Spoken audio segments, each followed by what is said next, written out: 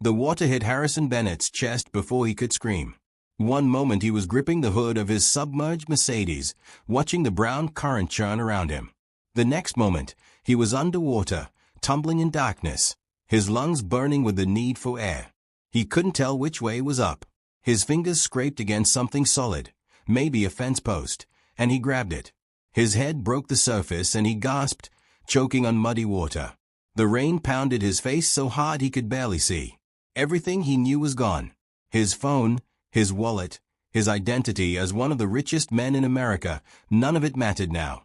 30 minutes earlier, Harrison had ignored the flood warnings. He was Harrison Bennett, CEO of Bennett Technologies, worth $3 billion. He had a crucial meeting across town, and some rain wasn't going to stop him. He'd driven his Mercedes through the first low crossing, where water ran over the road. The car had pushed through easily. He felt invincible. The second crossing was different. The water looked shallow, but the current was faster than he expected. His car made it halfway across before the engine died. Water poured in through the door seals. He tried to open the door, but the pressure was too strong. The car started moving sideways, pushed by the current. Then it tilted, and he knew he had seconds. He'd managed to break the window with his briefcase and climb out, but the current caught him immediately. The car disappeared downstream in seconds. Harrison grabbed the first solid thing he found, the hood of a pickup truck that was lodged against a light pole. He climbed on top, shaking and trying to call for help. But his phone was dead from the water, and he saw no one on the streets. Everyone else had been smart enough to stay inside. The rain came down harder, and the water rose higher. The pickup truck shifted beneath him, grinding against the pole. Then it broke free. Harrison went with it, sliding back into the current. This time, he had nothing to grab. The water took him. He hit something hard, maybe a road sign, and pain exploded in his ribs. He went under again, swallowing water, his expensive suit pulling him down like weights. His lungs screamed. His vision darkened. 48 years old, $3 billion, and he was going to drown in a Nashville flood like any other fool who thought he was above nature's rules. Something grabbed his collar. Hands, strong and sure, pulled him upward. His head broke the surface and he coughed up water, gasping. Through the rain he saw a face, a woman, maybe 30, her hair plastered to her head, leaning over the side of a small aluminum boat. Another person, a man, was rowing hard to keep the boat steady in the current. "I've got you," the woman said. Her voice was calm despite the chaos. "Stop fighting and let us pull you in." Harrison tried to help, but his arms wouldn't work. They dragged him over the side like a caught fish, and he collapsed into the bottom of the boat, heaving water from his lungs. The boat rocked as the man rowed hard toward higher ground. Harrison's whole body shook. He couldn't stop coughing. "You're safe now," the woman said, her hand steady on his shoulder. "Just breathe. We're getting you to the shelter." Harrison wanted to tell her who he was, that he needed to get to his office, that he had people who could send a helicopter. But when he opened his mouth, only more water came out. The woman covered him with a plastic tarp as the rain continued to pour. He closed his eyes, his whole body aching, and felt the boat bump against something solid. "Welcome to the shelter," she said quietly. "You picked a bad day to go swimming." Architected narrative seen balancing character dynamics and environmental storytelling. Now I need to write chapter 2, where Grace treats Harrison at the shelter and he wakes up confused. Need to introduce the shelter environment, other characters, and show Grace's kindness while Harrison is demanding and out of his element. Harrison woke to fluorescent lights and voices echoing off tile walls. His head throbbed and his ribs screamed when he tried to sit up. A gentle hand pressed him back down. "Easy there," a woman's voice said. "You've got bruised ribs and probably a mild concussion. You're at Grace Community Church. It's the main flood shelter." Harrison blinked until his vision cleared. The woman from the boat knelt beside the cot, where he lay. She wore jeans and a volunteer t-shirt, both still damp. Her dark blonde hair was pulled back in a messy bun. She looked tired, but her green eyes were kind as she checked his pulse. "My name is Grace Mitchell," she said. "I'm a nurse. How are you feeling?" "Terrible," Harrison managed. His voice came out as a rasp. "I need my phone. I have to call my office." Grace raised an eyebrow. Your phone is somewhere in the Cumberland River by now. The whole downtown area is underwater. We're lucky the church is on high ground." She handed him a cup of water. "Sip slowly." Harrison looked around the large hall. Cots filled every available space. Families huddled together on blankets. Children cried while volunteers moved between rows, handing out supplies. The smell of wet clothes and too many people in one space filled his nose. This was wrong. He didn't belong here. "I need to contact my company," Harrison said, trying to stand. Pain shot through his ribs and he fell back on the cot. "You need to stay put," Grace said firmly. "You're in no shape to go anywhere. The roads are blocked, the power is out in half the city, and another storm is coming tonight. You're safe here, and that's what matters." "You don't understand," Harrison said. "I'm supposed to be in a meeting. Important people are waiting for me." Grace's expression hardened slightly. Everyone here had somewhere important to be. "See that woman over there?" She pointed to a mother rocking a crying baby. "She was supposed to be at work. That man sorting supplies? He owns a restaurant that's probably destroyed now. We're all dealing with the same flood." The older man Grace had pointed to, Tom Parker, approached with a clipboard. He was maybe 55 with gray hair and calloused hands. "Grace, we need you at the medical station." Kid with a bad cut on his hand. Grace stood. "I'll be back to check on you. Try to rest. And when you can walk, we need volunteers to sort donations." She walked away before Harrison could protest. Tom looked down at Harrison with a slight smile. "She pulled you out of the water. You're lucky Grace was out doing rescue runs. She could have stayed here where it's dry." "Who is she?" Harrison asked. "Best nurse in the ER at Nashville General. Works double shifts most weeks. She's been here 18 hours straight taking care of people." Tom handed Harrison a thin blanket. "Get some rest. Storm's not over yet."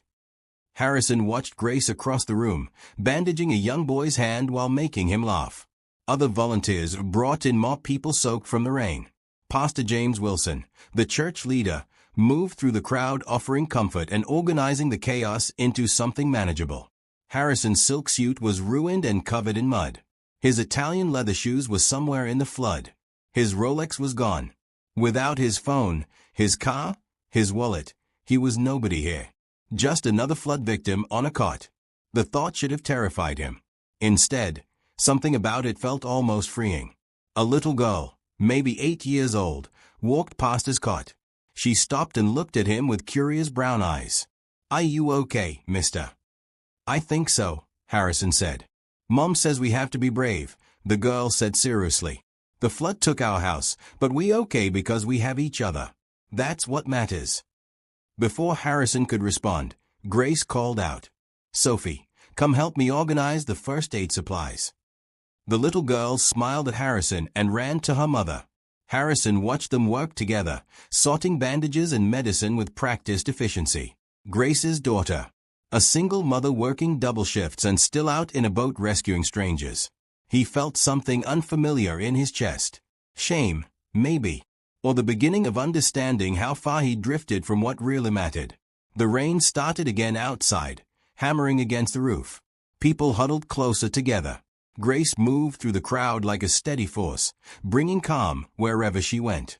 Harrison closed his eyes and tried to sleep, but the sound of the storm kept him awake. The morning brought gray light through the church windows, but no relief. The storm had passed, but the damage was done. Harrison woke to the sound of volunteers calling out instructions and the smell of coffee and instant oatmeal being served. His whole body ached. Grace appeared with a disposable bowl of oatmeal and a banana. "Breakfast. You need to eat something." "I need to find a phone," Harrison said, sitting up carefully. "Someone I can call." Phone lines are down all over the city. The shelter has one working line, but it's for emergencies only. Family notifications, medical needs, that kind of thing. Grace studied him. "What's your name anyway? I've been calling you blue shirt guy in my head." "Harrison," he said after a pause. "Harrison Bennett." The name meant nothing to her.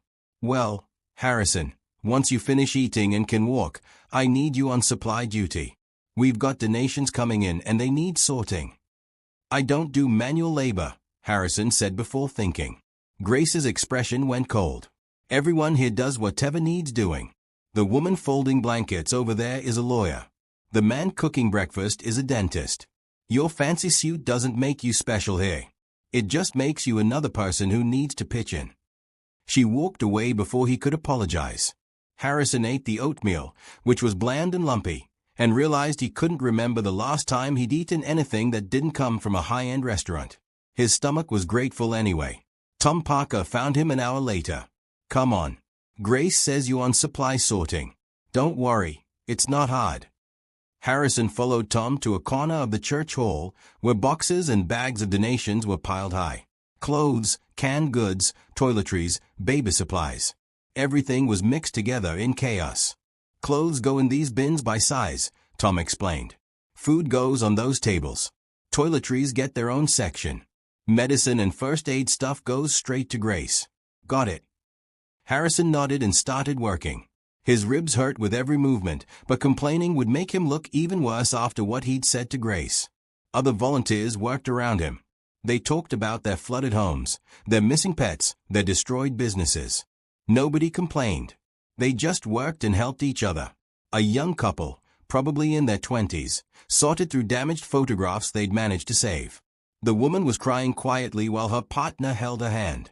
An elderly man counted out canned goods and made sure the families with children got extra. Everyone moved with purpose, taking care of each other despite losing so much themselves. By lunch, Harrison's hands were dirty and his back hurt, but the donation area was organized. Tom clapped him on the shoulder. Good work. You're stronger than you look. Grace brought him a sandwich and a bottle of water. Better.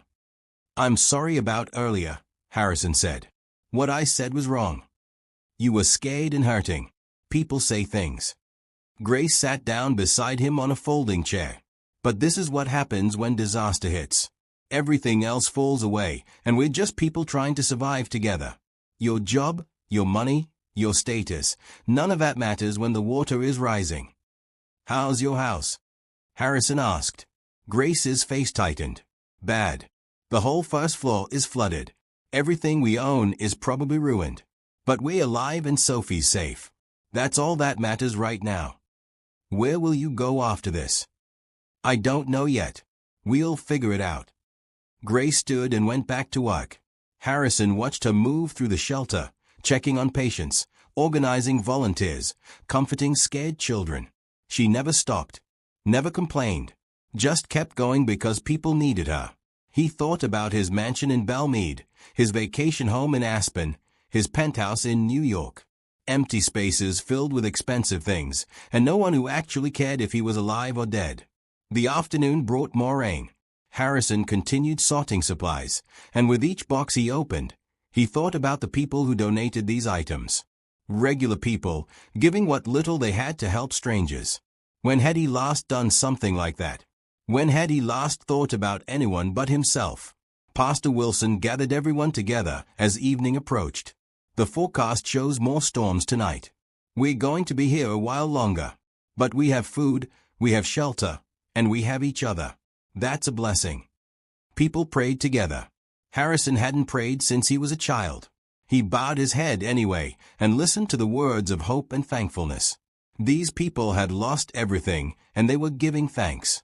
He had everything and couldn't remember the last time he felt grateful for any of it.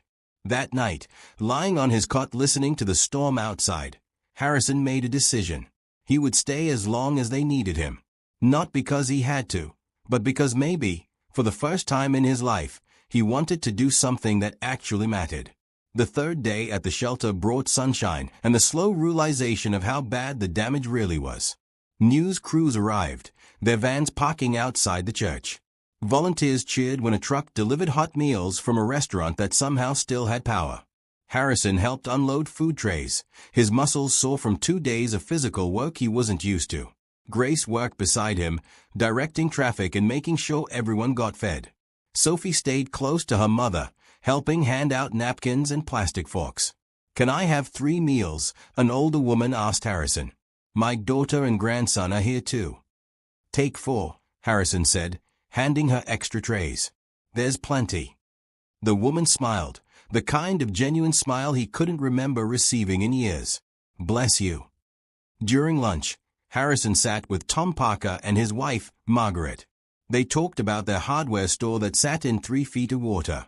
They'd owned it for 30 years. Tom showed Harrison pictures on a borrowed phone. The damage was terrible. Insurance will help, Tom said, but he didn't sound convinced. We'll rebuild somehow. How long will that take? Harrison asked. Months. Maybe a year. Tom stabbed at his food. The real problem is all the development on the east side. They built those luxury condos on land that used to be a floodplain. Changed the water flow. Now when it rains hard, all that water has nowhere to go except into our neighborhoods. Harrison's stomach dropped. Bennett Technologies had just finished a major real estate project on Nashville's east side. Luxury condos for wealthy tech workers. He'd signed off on the environmental reports himself, or rather, he'd let his lawyers handle it and never ask questions. Which development? Harrison asked carefully. Bennett Towers or something. Big glass building. Cost millions. Tom's voice held bitterness. They didn't care that pushing all that water into lower areas would flood regular people out of their homes. They just wanted their fancy building. Harrison felt sick. That's terrible. It is what it is, Margaret said. Rich people don't think about how their choices affect the rest of us. They live in their big houses on high ground and never have to deal with the mess they make. Harrison excused himself and walked outside. The sunshine felt wrong against the guilt crushing his chest. His company had done this. He had done this.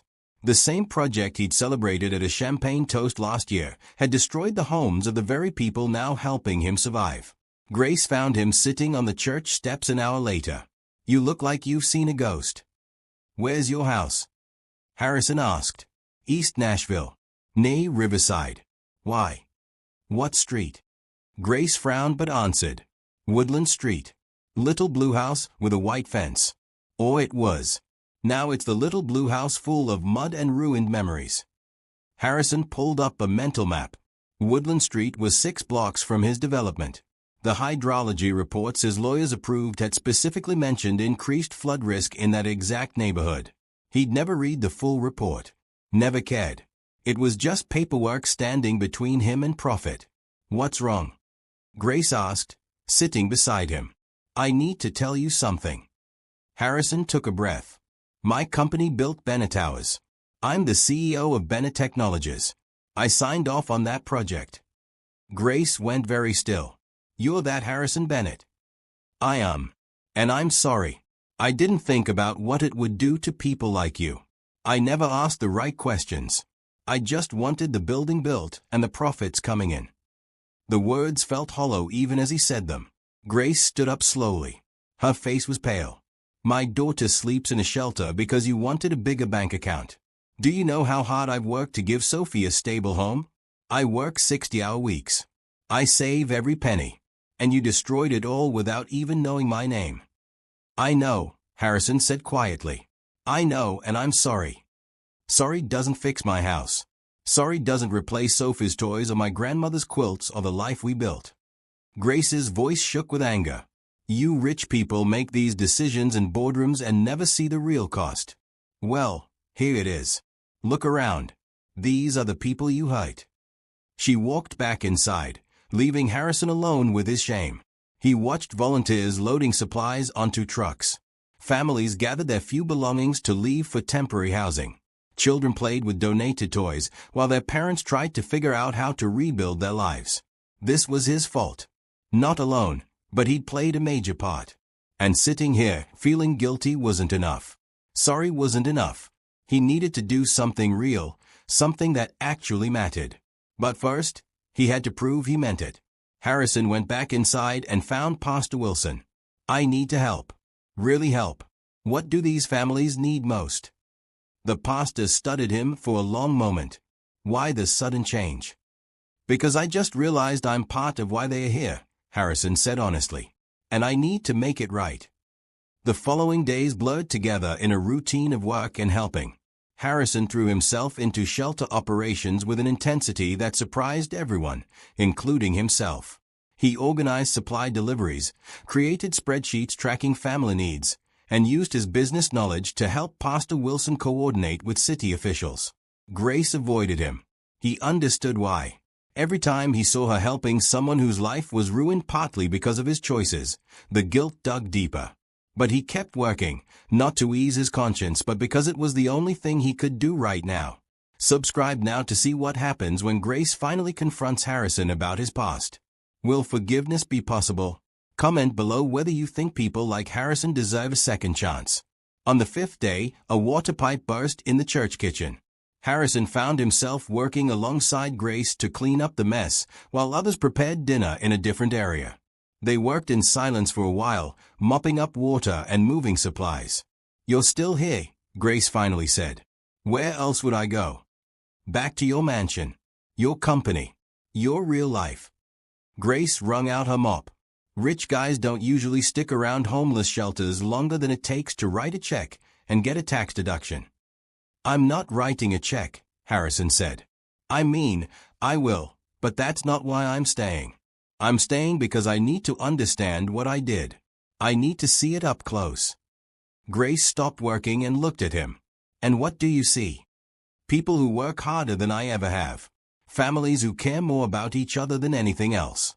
Real community, not the fake kind at charity galas." Harrison leaned on his mop. "I see what I lost somewhere along the way to making my first billion." "Pretty words," Grace said, but her tone was less harsh. "Maybe. But I mean them." Harrison met her eyes. "Tell me about the clinic. Tom mentioned you wanted to open a community clinic." Grace hesitated, then sat down on an overturned bucket. Harrison sat on another one facing her. The kitchen was quiet except for the drip of water they hadn't mopped up yet. "It's a stupid dream," Grace said. "East Nashville needs better healthcare. The emergency room where I work is overwhelmed. People wait hours for basic care.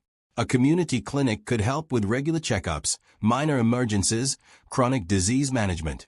But it takes money and space and time I don't have." "It's not stupid," Harrison said. "It's the kind of thing that actually changes lives," says the man who builds luxury condos instead of affordable housing. But there was less anger in her voice now. "Fair point."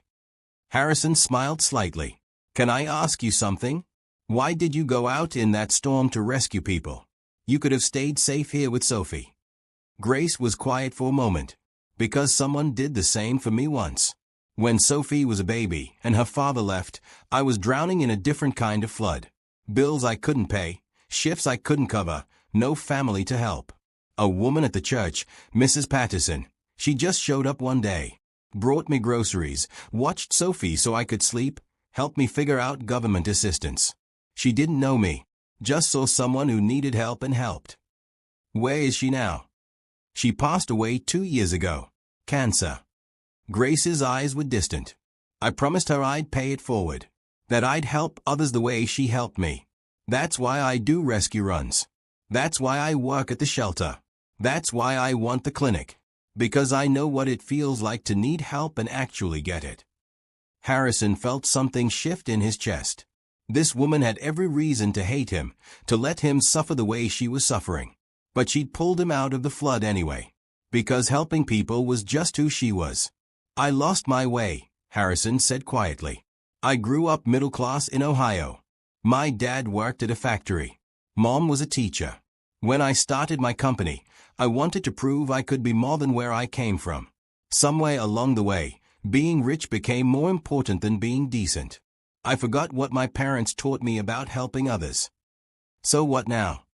Grace asked. "You have an awakening at a homeless shelter and go back to being a decent person? It doesn't work like that. Change takes time. Takes proof." "Then I'll prove it," Harrison said. "However long it takes." Grace stood and picked up her mop. "We'll see. For now, finish cleaning up this water. Dinner's in an hour." They worked side by side in comfortable silence for the next hour. It wasn't forgiveness, not yet. But it was a beginning. And for the first time in years, Harrison felt like he was actually building something that mattered. That evening, Sophie approached Harrison while he was folding blankets. "Mr. Harrison, did you really get swept away in the flood too?" "I did," Harrison said. "Your mom saved my life."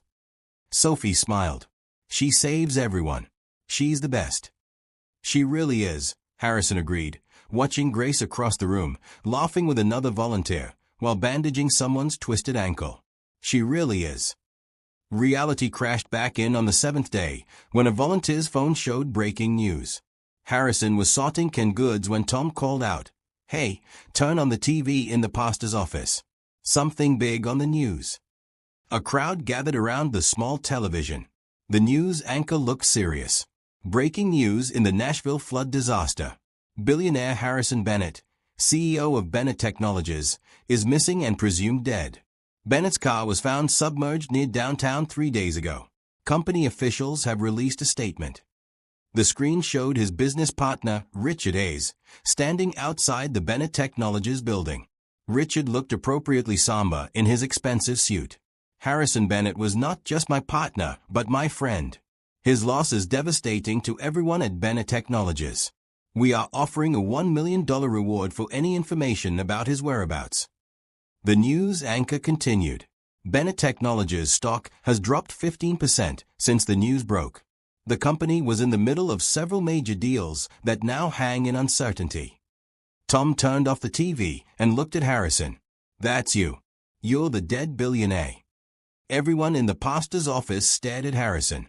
He felt exposed, like someone had ripped away a mask he didn't know he was wearing. "You're a billionaire?" one of the volunteers asked. "Like, a real one?" "I was going to tell everyone," Harrison said. "I just didn't know how." Pastor Wilson stepped forward. "Everyone out except Harrison and Tom. Give us a minute." The room cleared. Grace stood in the doorway, her face unreadable. "You let us think you were just some guy. Another flood victim." "I was just another flood victim here," Harrison said. "That was the whole point. For once in my life, I was being treated like a regular person. Do you know how rare that is? Everyone I meet wants something from me. Money, connections, access. Here, I was just Harrison who sorts supplies and mops floors." "You have a company to run," Pastor Wilson said gently. "People depending on you. You can't just disappear." "I know." Harrison slumped into a chair. "But if I go back now, nothing changes. I'll walk back into that building and become who I was before. The guy who builds developments that hurt people. The guy who cares more about profit than community." Tom crossed his arms. "So what? You're going to abandon your company and live in a shelter forever? That's not realistic." "No," Harrison said slowly. "But I can't go back and pretend this didn't happen. I can't pretend I didn't see what I saw and learn what I learned." Grace moved into the room. "What exactly did you learn?" Harrison looked at her. "That I've been living in a bubble. That real people with real problems exist outside my boardrooms. That making money isn't the same as making a difference. That someone like you, working 2 jobs and raising a daughter alone, has more integrity in one day than I've had in the last 10 years. "Nice speech," Grace said. "But words are easy. Your partner just offered $1 million to find you. You're going to walk away from that." "No." Harrison stood up. "I'm going to walk towards something different. Can I use your phone, Pastor?" Pastor Wilson handed him a cell phone. Harrison dialed a number he knew by heart. Richard answered on the second ring. "Richard, it's me. I'm alive." The explosion of relief and questions came through the speaker loud enough for everyone to hear. Harrison waited for Richard to calm down. "I'm fine. I'm at Grace Community Church. It's a flood shelter. Richard, listen carefully. I'm not coming back yet. Cancel that reward and tell the board I'm taking time to reassess our priorities." "You're what?" "Harrison, the stock is tanking. We have deals falling apart. You can't just disappear." "I can and I am. For 2 more weeks. You can handle things. You're good at your job. But when I come back, we're making changes. Big ones." "What kind of changes?" "The kind that mean Bennett Technologies actually helps people instead of just making us richer. I'll explain everything when I see you. Until then, keep the company running." Harrison ended the call before Richard could argue more. Grace shook her head. "You really think 2 more weeks in a shelter is going to change who you are?" "No," Harrison said. but it's going to help me figure out who I want to become.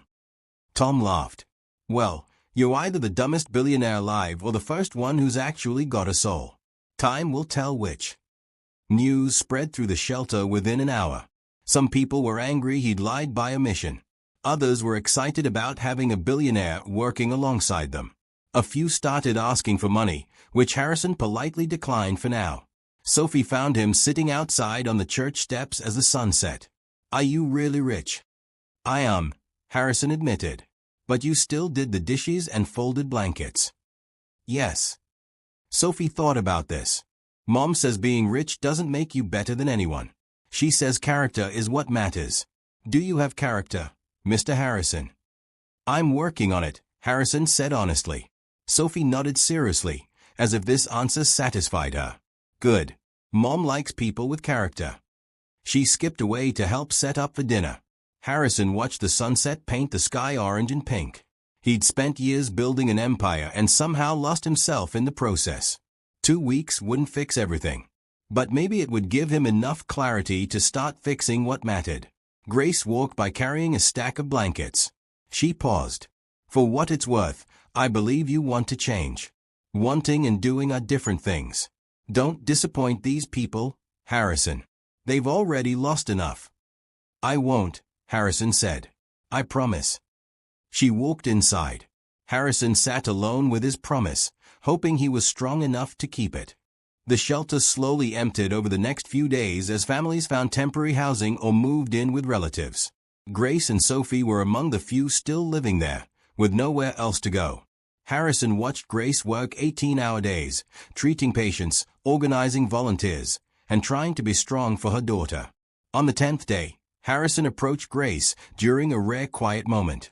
She was sitting alone in the church kitchen, drinking coffee and staring at paperwork. Forms for housing assistance, insurance claims, lists of everything she'd lost. Can we talk? Harrison asked. If this is about money, I don't want it, Grace said without looking up. It's not. Harrison sat down across from her. It's about what happens next.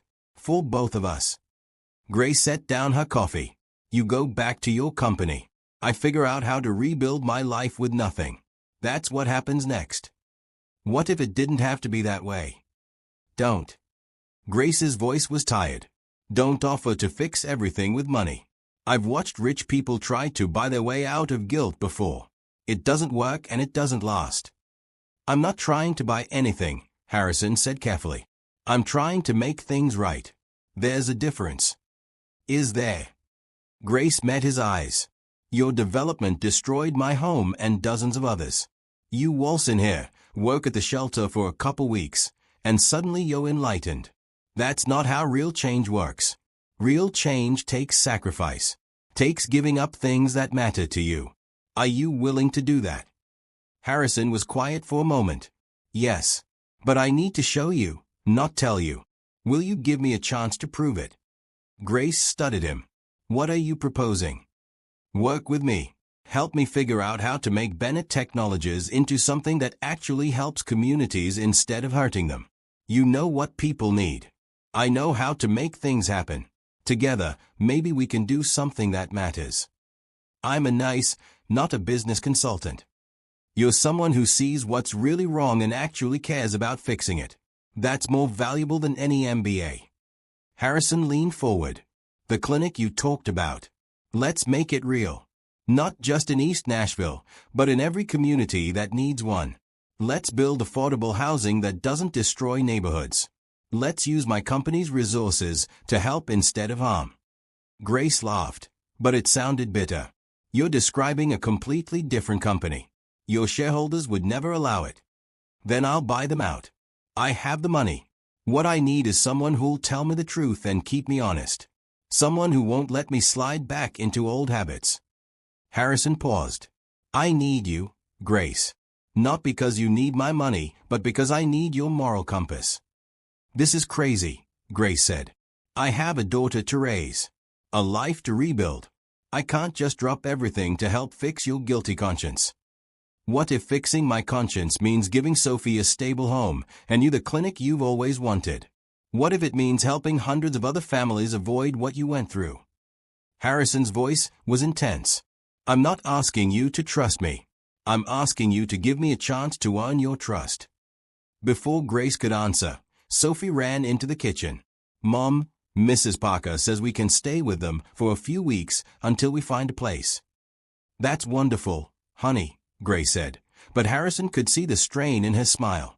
Living with Tom and Margaret meant sleeping on their couch, cramming their lives into someone else's space, being grateful for charity she'd rather not need. Sophie ran back out. Grace rubbed her face. I need to think about your offer. This isn't just about me. Every choice I make affects Sophie. I understand. Take your time. Harrison stood to leave. Harrison, Grace called after him. Why does this matter so much to you? Really? He turned back. Because for 38 years, I've been building a life that looks impressive from the outside and feels empty on the inside. Then I almost died, and a stranger saved me even though she had no reason to. You could have left me in that water. Your community could have let me suffer after learning what my company did. But you didn't. You showed me what actually matters. And I can't go back to who I was before, Grace. I literally can't. It would kill something in me that just woke up. Grace's expression softened. Okay. Okay, what? Okay, I'll work with you. But not as your employee. As your partner. Equal say in decisions. If I think you're slipping back into old patterns, I call it out and you listen. Deal? Harrison felt something light up in his chest. Deal. And Harrison, if you disappoint me, if you disappoint these people, I will make sure everyone knows what kind of man you really are. Fair enough. Harrison extended his hand. Grace shook it, her grip firm and sure. Over the next 3 days, they worked together planning. Harrison called lawyers and accountants from the church phone. Grace connected with community leaders about needs and solutions. Pastor Wilson let them use his office as a temporary headquarters. Tom stopped by one afternoon while they were drawing up plans. You two actually doing this? Changing a whole company? We're trying, Harrison said. Tom shook his head with a smile. Never thought I'd see the day a billionaire actually listened to regular people. Don't mess it up. We won't, Grace promised. On Harrison's last night at the shelter before returning to his regular life, the remaining families gathered for a final dinner together. People shared stories of survival and hope. Children played games donated by local stores. Sophie sat between Harrison and Grace, chattering about starting school again next week. Pastor Wilson stood to speak. 2 weeks ago, we came together in crisis. We've lost homes and belongings, but we found something too. We found community. We found that we're stronger together. Some of you are moving into temporary housing tomorrow. Some have found places to rebuild. But you'll always be connected by what we shared here. People hugged and promised to stay in touch. Harrison felt something catch in his throat. He'd never experienced anything like this. Real connection. Real community. It was messy and hard and more valuable than anything money could buy. Grace touched his arm. You ready to go back to the real world? This was the real world, Harrison said. Everything else has been a very expensive illusion. Harrison's return to Bennett Technologies felt like entering a foreign country. The glass building gleamed in the morning sun. His executive assistant nearly fainted when he walked into the lobby. Richard rushed down from the top floor, relief and anger competing on his face. You've been living in a church shelter for 2 weeks, Richard said, not quite believing it. With your net worth, you chose to sleep on a cot. I needed to understand what our company does to people, Harrison said as they rode the elevator to his office. Come on, Richard. We need to talk. In Harrison's penthouse office overlooking Nashville, he laid out his plan. Richard's expression went from confused to concerned to outright alarmed. You want to do what? Richard said. Convert our upcoming luxury developments into affordable housing, build community clinics, relocate the families affected by our Bennett House project? Harrison, that's millions of dollars with no profit margin. Billions, actually. But who cares? Harrison leaned back in his expensive chair. Richard, we have more money than we could spend in 10 lifetimes. What are we doing with it? Making more money to make more money. It's meaningless. It's business. It's what we do. It's what we did, Harrison corrected. Now we're going to do something different. We're going to show that a company can be profitable and ethical. We can build things that help communities, not hurt them. Richard ran his hands through his hair. The board will fight you. The shareholders will riot. This could tank the company. Then let it tank. I'll buy out anyone who doesn't like it. Harrison's voice was firm. I own controlling interest. This is happening. Over the next month, Harrison worked harder than he ever had in his life. He met with flood victims and community leaders. He hired Grace as Director of Community Impact with a salary that made her uncomfortable until he reminded her she'd be working twice as hard as any executive in the building. He visited the families displaced by his development, offering to relocate them to better neighborhoods at company expense. Some were suspicious. Some refused at first. But Harrison kept showing up, kept listening, kept proving he meant what he said. Tom and Margaret's hardware store got a zero-interest reconstruction loan from a new Bennett Technologies community fund. Other flood-damaged small businesses got the same offer. Harrison hired contractors to gut and rebuild Grace's house, refusing payment beyond materials cost. The media attention was intense. Some called it a publicity stunt. Others said Harrison had lost his mind. But slowly, as weeks turned into months, people began to believe the change was real. Grace worked from a new office 3 doors down from Harrison's. They met every morning to review community requests and plan new initiatives. They argued about approaches and priorities. Grace never let Harrison take the easy route or the flashy option that looked good but didn't help people. He learned to trust her judgment more than his own. Sophie started 3rd grade at a good school near their renovated home. She visited the office sometimes after school, doing homework in the employee lounge while Grace finished meetings. The staff loved her. She brought a lightness to the usually serious atmosphere. One evening, Harrison and Grace stood on the Bennett Technologies roof, looking out over Nashville. The city lights spread below them like stars. Construction crews worked under spotlights on the city's first Bennett Technologies community clinic. You did it, Grace said. You actually changed everything. We did it, Harrison corrected. I'd have given up without you pushing me forward. Grace smiled. I know. You're stubborn, but you're not that stubborn. The clinic opens next month. Affordable housing units start moving in families next week. The flood prevention system for East Nashville is approved and funded. It's a start. It's more than a start. It's a revolution. Grace turned to him. I didn't think you could do it, you know. I thought you'd try for a month and then slide back into being a regular rich guy. What changed your mind? You listened. Every time I told you something wasn't working or wasn't fair, you listened and changed course. That's rare. Most powerful people just wait for you to stop talking so they can do what they wanted anyway. Harrison looked at Grace in the city lights. Her hair blew in the evening breeze. She looked tired but happy, and Harrison realized something he'd been trying not to acknowledge for weeks. Grace, I need to tell you something. If this is about the budget for the next clinic, we already discussed it. It's not about the budget. Harrison took a breath. These past 3 months working with you have been the best of my life. You've made me better, made me want to be better. And somewhere along the way, I started having feelings that go beyond partnership. Grace went very still. Harrison, I don't think this is a good idea. I know all the reasons why it's complicated. But I need you to know the truth. You don't have to do anything with this information. I just needed you to know. Grace was quiet for a long moment, looking out over the city. You're my boss. This could get messy. Then I'll step down from anything that creates a conflict. Or you can tell me to forget I said anything and we'll keep things professional. Whatever you need. What I need, Grace said slowly, is time to think. This is all moving so fast. Take all the time you need, Harrison said. I'm not going anywhere.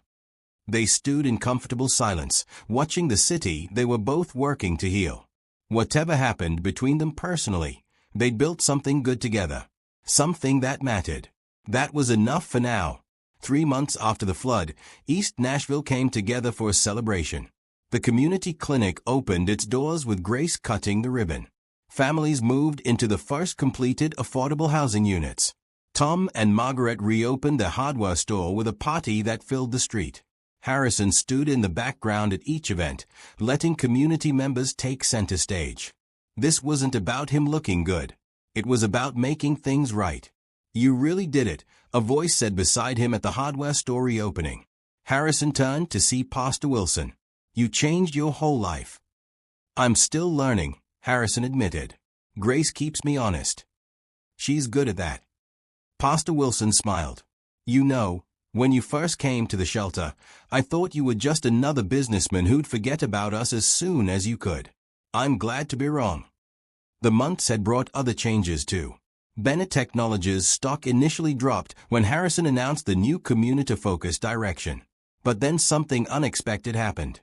Young, talented people wanted to work for a company that actually helped people. Customers supported the new approach. Investors who cared about more than pure profit got involved. The stock recovered and then climbed higher than before. Richard eventually came around, admitting that doing good and doing well weren't mutually exclusive. Other companies started copying the model. Harrison spoke at business conferences about profitable ethical business practices. He became something he never intended, a voice for changing how corporations operate. But the real reward came in smaller moments. Tom teaching Harrison how to properly stock shelves at the hardware store. Sophie proudly showing him an A on her spelling test. Families thanking him for homes that didn't flood when the next big storm came. The clinic treating its 100th patient, then its 1,000th. Grace remained the most important part of everything. They worked together daily, planning new initiatives and solving problems. She pushed him to think bigger, to help more people, to never settle for easy solutions. Their partnership was the foundation of everything good Bennett Technologies was becoming. One Friday evening, Sophie had a sleepover at a friend's house. Grace and Harrison were alone in the office, finalizing plans for clinics in 3 more cities. Memphis, Louisville, and Birmingham, Grace said, reviewing the proposals. Each one serving neighborhoods that need it most. "This is going to help so many people." "None of it happens without you," Harrison said. "We're a good team." Grace looked up from the papers. "Harrison, about what you said on the roof 3 months ago." Harrison's heart beat faster. "You don't have to address it if you're not comfortable." "I need to address it because it's been on my mind every day since." Grace set down her pen. "I've been scared. Scared of mixing business and personal. Scared of what it means for Sophie if things don't work out. Scared that I'll wake up and find out this is all too good to be true. And now I realize I'm more scared of not taking the chance." Grace stood and walked around the desk. "You've proven yourself 100 times over. You've changed your whole life. You've helped my community, my family, me. And somewhere in all of that, I started having feelings too." Harrison stood slowly. "Grace Mitchell, are you saying what I think you're saying?" "I'm saying that maybe we could try. Carefully. With clear boundaries between work and personal life. With Sophie's well-being as the top priority." Grace smiled. "I'm saying yes to whatever this could be." Harrison stepped closer. "I need you to know something. This isn't about gratitude or guilt or anything except that you're the most amazing person I've ever met.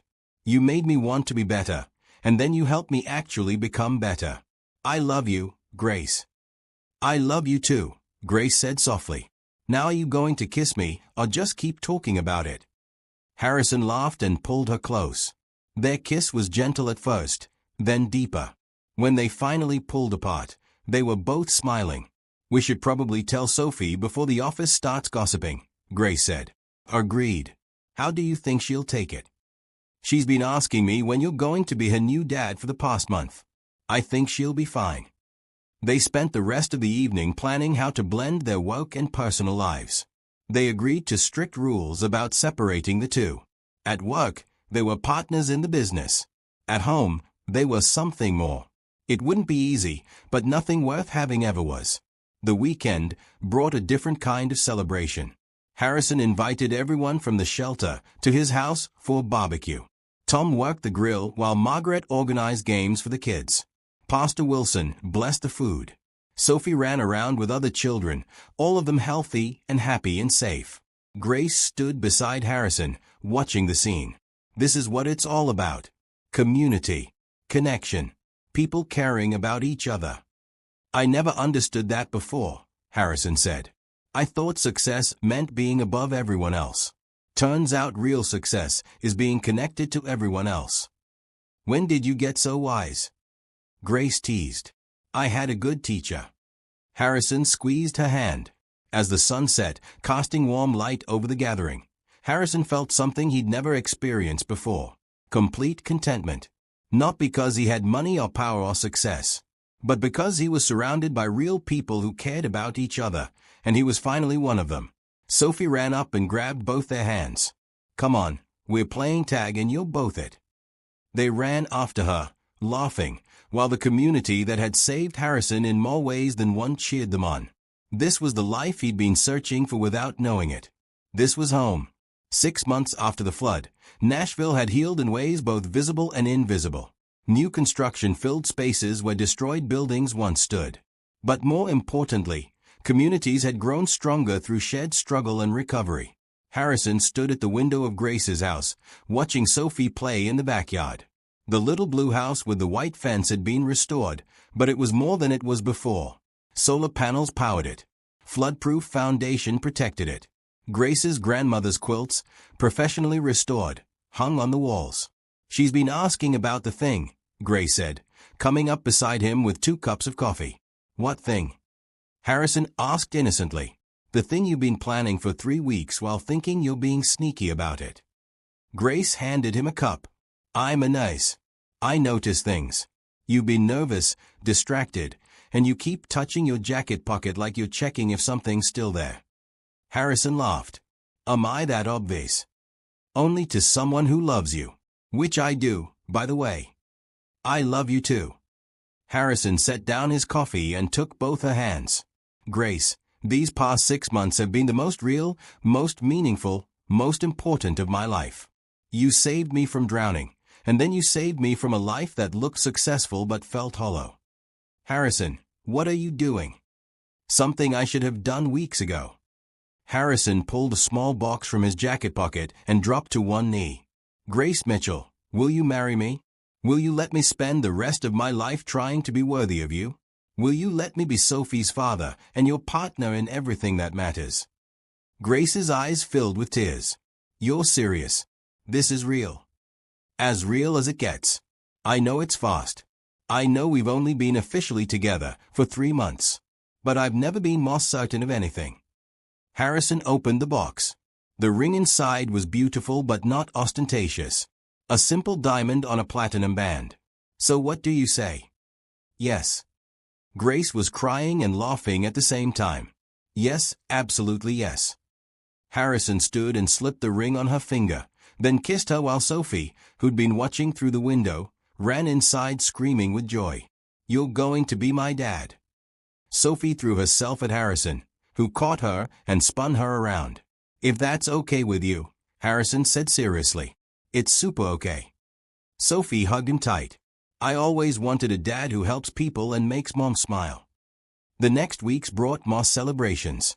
A proper engagement party at the community center, paid for by Tom and Margaret despite Harrison's protests.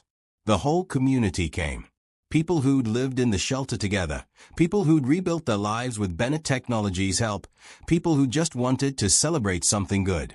Richard gave a surprisingly heartfelt speech about how Harrison had changed from someone Richard respected to someone he admired.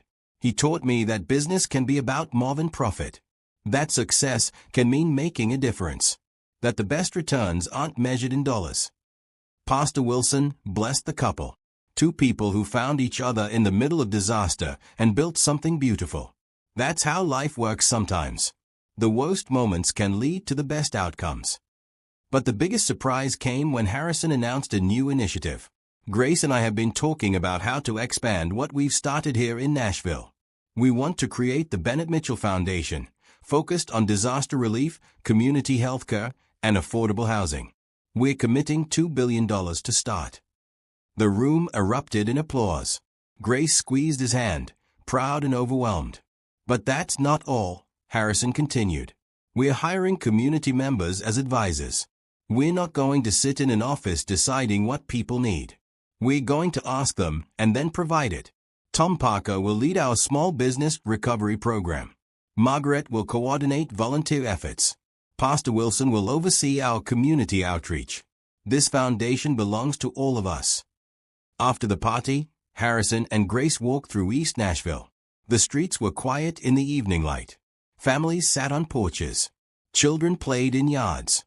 Life had returned to normal, but better than before. "Are you happy?" Harrison asked. "Happier than I ever imagined I could be," Grace said. "Are you?" "I am. But there's one more thing I want to ask you." Grace raised an eyebrow. "If you're going to propose again, I already said yes." "Not that." Harrison smiled. "Where do you want to live?" "My house is big, but it's in a rich neighborhood isolated from everyone.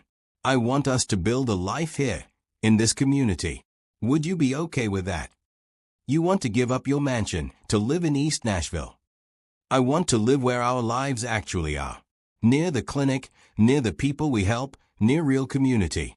We can build a nice house, but here, among friends and neighbors, who are more than just people we wave to from expensive cars." Grace stopped walking and turned to face him. "You really have changed completely. The man I pulled from the flood would never say something like that. That man doesn't exist anymore. You created someone new." Harrison pulled her close. "Or maybe you just helped me remember who I was supposed to be all along." They kissed in the fading light while somewhere nearby, Tom and Margaret walked home from the party, discussing how amazing it was that something so good came from something so terrible. Sophie played with friends whose families had also been saved by the flood that brought them all together. The wedding happened 3 months later at Grace Community Church, where their story began. Sophie served as flower girl in a bright blue dress. Pastor Wilson performed the ceremony. Every person from the shelter attended, along with Bennett Technologies employees, community members, and even some business leaders who'd been inspired by Harrison's transformation. Harrison and Grace exchanged vows they'd written themselves. Harrison promised to always listen, always learn, and always put people before profit. Grace promised to keep him honest, keep him grounded, and keep him connected to what mattered. When they kissed as husband and wife, the church erupted in celebration. This wasn't just a wedding. It was a symbol of everything they'd built together. Proof that people could change, that communities could heal, that love and kindness could overcome disaster and division. At the reception, Tom raised his glass. "To Harrison and Grace, who taught us that the best things in life come from the worst moments. Who showed us that helping others is the real measure of success. Who proved that love and community can rebuild anything." Everyone raised their glasses. To Harrison and Grace. As the party continued into the evening, Harrison and Grace slipped away to the church steps where they'd first really talked months before. They sat in the same spot, but everything was different now. "We did it," Grace said. "We really built something good." "We're still building it," Harrison said. "Every day. Every choice to help instead of just profit. Every family we assist. Every clinic we open. We're building a better world one decision at a time." "Together," Grace added. "Always together." Harrison kissed her forehead. "Thank you for saving my life, Grace. In every way that matters. Thank you for being worth saving." She leaned against him, watching the stars come out over Nashville. "Thank you for showing me that people really can change. That hope is real. That love wins." Inside the church, Sophie danced with Tom, while Margaret took pictures. The community that had come together in crisis now celebrated in joy. They were connected forever by what they'd survived and what they'd built from the ruins. Harrison and Grace sat on those steps until late in the night, making plans for their future. More clinics. More affordable housing. More ways to help communities before disaster struck and after they hit. They'd use Harrison's resources and Grace's wisdom to change how people thought about business, wealth, and responsibility. But mostly they just sat together, two people who'd found each other in the flood and built something that would last forever. Love. Partnership. Purpose. Community. Family. All the things money could never buy, but that made life worth living. The kind of success that actually mattered. The end of one story and the beginning of 1,000 others, all connected by unexpected kindness, impossible hope, and the simple truth that helping others is the greatest wealth anyone can have.